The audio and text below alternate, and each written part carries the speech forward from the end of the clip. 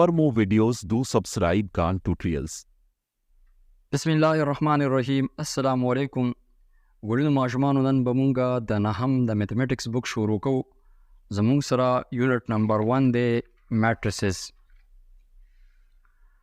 میټریسز دا پلورل دی او د دې چې کوم سینګولر ټکي دی هغه دی میټریکس. میټریکس په اول ځل باندې په 1860 کې انټروډیوس شو. دا میټریکس چې دی دا په 1860 کې ایجاد شو او دا چې کوم میتھمیټیشن ایجاد کړو دا غنو مو آرثر کیلی. ټیک شو. د میټریسز دا استعمال په پیور میتھمیټکس کې کیږي، په سټیټسټک کې کیږي، انجینیرینګ کې کیږي، فزیکل اینڈ سوشل ساینسز کې کیږي. نن به مونږ د میټریکس ډیفینیشن زده کوو. په میټریکس کې رو دا، کالم دی، ایلیمنٹ دی، میټریکس په لیکو څنګه. ټیک ته دا ټولې خبرې به انشاءالله مونږ نن زده کوو. اول راځو د میټریکس ډیفینیشن لا. زموږ سره دی میټریکس. میټریکس ډیفینیشن داسې دی: a rectangular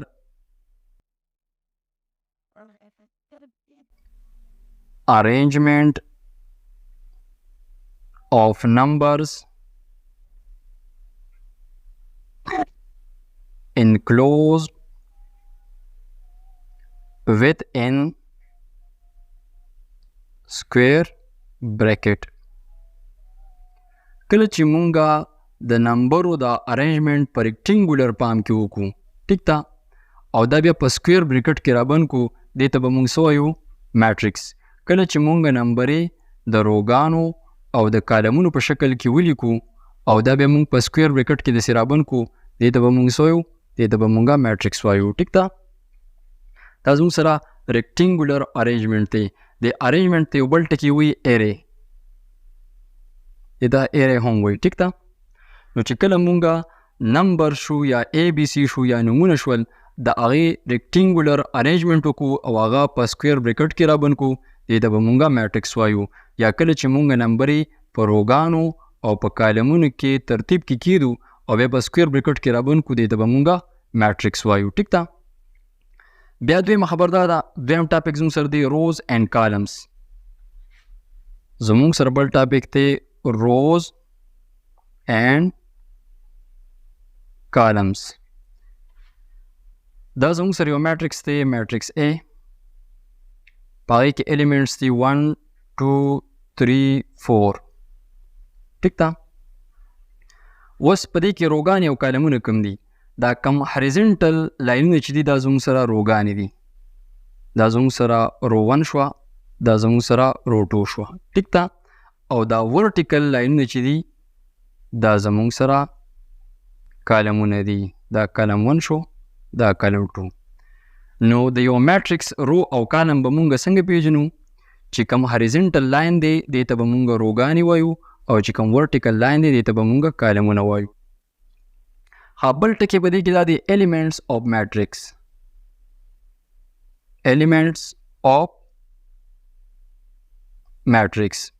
نو په دې میټریکس کې چې دننه څه موجود دي دغې ته مونږ ایلیمنټس وایو. 1 2 3 4. دا 1 چې دا هم د دې میټریکس ایلیمنټ دی، دا 2 دا 3 دا 4. په دې میټریکس کې چې دننه څونه هم څیزونه دي دا ټول به زموږ دپاره ایلیمنټس وي. تاسو د یو میټریکس ایلیمنټ هم وپېژندل چې په یو میټریکس کې دننه څه موجود وي، دې ته به مونږ ایلیمنټس وایو. او تاسو د میټریک روګانې او کالمونه وپېژندل چې کوم هریزنټل لاین دی دې ته به مونږ روز وایو او چې کوم ورټیکل لاین دی دغې ته به مونږ کالمونه وایو. ټیک ته. بیا زموږ سره بل ټاپک دی آرډر آف ا میټریکس. آرډر آف ا میټریکس. او دې ته مونږ یو بل ټکي وایو ډایمنشن. آرډر آف ا میټریکس مونږ ته د نمبر آف روز اینڈ کالمز په یو میټریکس کې ښیي. ها، آرډر آف میټریکس shows the numbers of rows and columns in a matrix. دا order of matrix چې دی دا به مونږ ته په یو میټریکس کې د روګانو او د کالمونو تعداد ښیي چې په دې میټریکس کې څونه روګانې موجود دي او څونه پکې کالمونه موجود دي. د دې یو خاص طریقه ده. هم طریقه یې څنګه ده؟ فار ایگزامپل زموږ سره یو میټرکس دی، میټرکس بي، پای کې انسي دی 1 2 3 4 5 6. دا هریزنټل لاین چې زموږ سره روګانې دي دا رو 1 شوه، دا زموږ سره رو 2 شوه، او دا ورټیکل لاین زموږ سره کالمونه دي، دا کالم 1 شو، دا کالم 2، دا کالم 3. نو په دې کې زموږ سره 2 روګانې دي او 3 پکې کالمونه دي. نو دا آرډر آف میټرکس به مونږ لیکو څنګه؟ دا به مونږ په m کراس m باندې لیکو، m کراس n. دا به مونږ څنګه وایو؟ دا به مونږ وایو m، بیا به وایو کراس، او بیا به وایو n. یا مونږ یې داسې ویلی شو m by n، m by n. اوس دلته چې زموږ سره دا m دی، دا مونږ ته shows the rows. دا m مونږ ته د روګانو تعداد ښیي، او n shows د کالم. دا n مونږ ته د کالمونو تعداد ښیي. نو په دې کې ګوره 2 روګانې دي او 3 پکې کالمونه دي. دا مونږ داسې لیکلی شوی 2 کراس 3. په دې کې 2 روګانې دي او 3 کالمونه دي.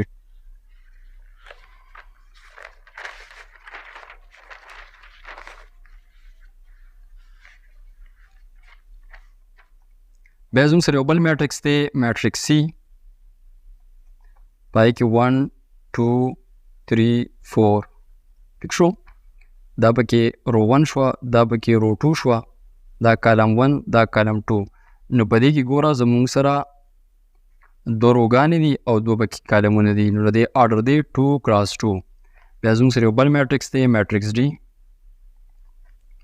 1 2 3 4 5 6. دا زموږ سره رو 1 شوه، دا رو 2، دا رو 3، دا کالم 1، دا کالم 2. او مونږه آرډر آف میټرکس څنګه لیکو؟ په m کراس n باندې لیکو. نو m مونږ ته د روګانو تعداد ښیي، نو په دې کې 3 روګانې دي او کالمونه پکې 2 دي. د دې آرډر دی 3 کراس 2. اوس به تاسو لاړ شئ ایکسرسایز 1.1 ته. په دې کې کوېسچن نمبر 2 دی، list the order of following matrices. د دې لاندني میټریسز آرډر تاسو ولیکئ. ښه، په دې کې زموږ سره دا رو 1 شوه، دا رو 2 شوه، دا کالم 1، دا کالم 2، دا کالم 3. د دې آرډر به زموږ سره څه وي؟ 2 کراس 3. په دې کې یو رو دا، یو پکې کالم دی، نو 1 کراس 1. په دې کې زموږ سره 2 روګانې دي او 3 پکې کالمونه دي، نو 2 کراس 3. د روګانو تعداد به اول لیکو او د کالمونو تعداد به وروسته لیکو. ټیک ده؟ رو 1 شوه، رو 2، رو 3 او کالم 1، کالم 2. نو د دې آرډر دی 3 کراس 2. په دې کې 3 روګانې دي، 2 پکې کالمونه دي. په دې کې یو رو ده او 2 پکې کالمونه دي، نو 1 کراس 2. د دې روګانو ته وګورئ، 1 2 3. 3 پکې روګانې دي، 1 2 3 او 3 پکې کالمونه دي. د دې آرډر دی 3 کراس 3. صحیح شو؟ ها، د دې نه پس په مونږه د یو الیمنٹ پوزیشن څنګه فایند آوټ کوو. پوزیشن اف ان الیمنٹ. ها، پوزیشن اف ان الیمنٹ. په یو میټرکس کې به مونږه د یو الیمنٹ پوزیشن څنګه فایند آوټ کوو. فار ایگزامپل زموږ سره دا یو میټرکس A دی، په دې کې دی 1 2 3 4 5 6 7 8 9. دا زموږ سره یو میټرکس دی. نو په دې کې اوس پرس که مونږ د دې 2 دا پوزیشن معلومو، نو دا به مونږ څنګه معلومو؟ د دې د معلومولو ډېر اسان طریقه ده. د دې نمبر دپاره به مونږ ولیکو A، د دې د روګانو دپاره به مونږ ولیکو I، او د دې د کالم دپاره به مونږ ولیکو J، AIJ. صحیح ده؟ اوس تاسو وګورئ دا 2 الیمنٹ چې دی دا په څوم نمبر رو کې دی؟ دا په رو 1 کې دی. او کالم څوم دی؟ کالم 2 دی، نو A12. نو په دې کې دا I مونږ ته د دې رو ښیي او دا J مونږ ته کالم ښیي. اوس د دې 6 د پوزیشن معلومومه. دا به څنګه معلومومه؟ د نمبر دپاره به موږ ولیکو A. دا په دویم نمبر رو کې دی نو 2 او په دریم نمبر کالم کې دی نو 2 3. د دې پوزیشن دی A 2 3. ها زه د 8 پوزیشن معلومومه نو دا په دریم نمبر رو کې دی د نمبر دپاره ولیکئ A او دا په دریم نمبر رو کې دی نو دلته ولیکم 3. په دویم نمبر کالم کې دلته ولیکئ 2 A 3 2. ها اوس په A 3 3 باندې کوم نمبر موجود دی د دې څه مطلب دی؟ مطلب دا دی چې په دریم نمبر رو او په دریم نمبر کالم کې نو زموږ سره 1 2 3 دا دریم نمبر رو شوه او 1 2 3 دا دریم نمبر کالم دی نو دا 9 موجود دی. ټیک شو؟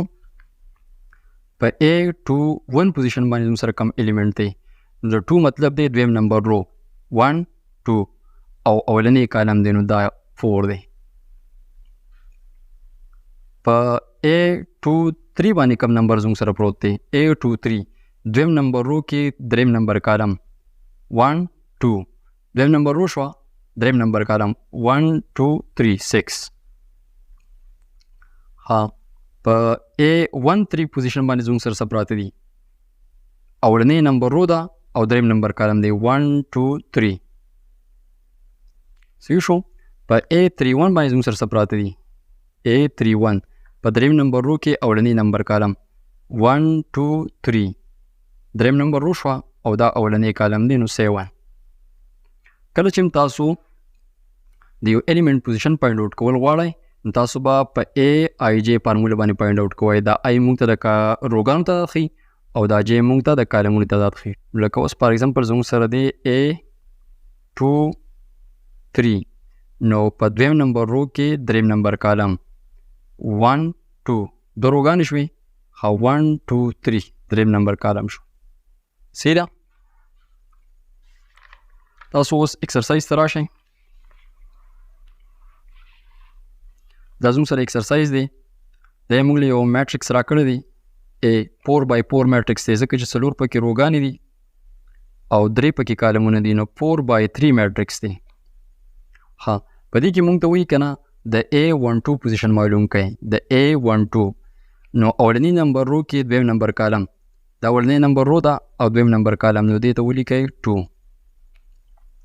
په A23 پوزیشن باندې کوم یو الیمنٹ پروت دی نو دویم نمبر رو کې دریم نمبر کالم 1 2 دویم نمبر رو شوه دریم نمبر کالم 1 2 3 دلته 0 موجود دی.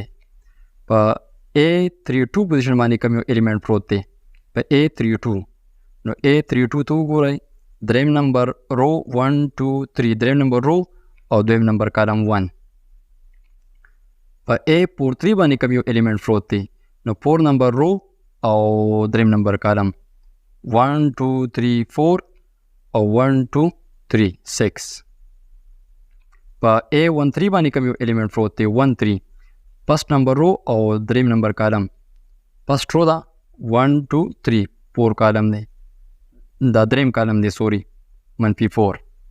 ها په A33 پوزیشن باندې کوم یو الیمنٹ پروت دی دریم نمبر رو دریم نمبر کالم 1 2 3 دریم نمبر رو شوه او کالم 1 2 3 5.